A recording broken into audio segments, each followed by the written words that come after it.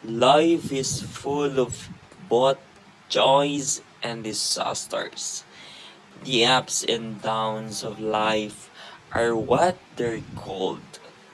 Without them, life is just a never-ending war that can be won at any time. To overcome one's grief, it is necessary to find a happiness in one's life. Kasi ang buhay po natin mga Lodi is ano yan no? Kailangan po talaga nating maranasan yung ating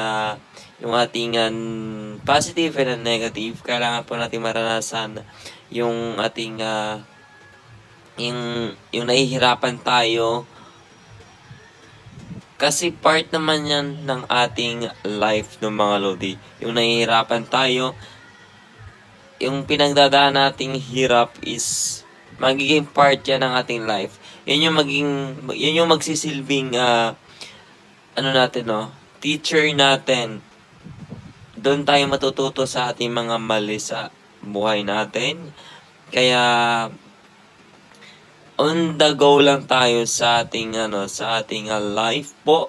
Kung nagkakamali man tayo, kung ngayong araw ay down tayo, in the future po ay magiging nasa taas din po tayo. Tandaan po natin, ang ating mundo po ay bilog po. Bilog po ang ating mundo, kaya chill lang po tayo at enjoy lang po natin ang buhay. Salamat!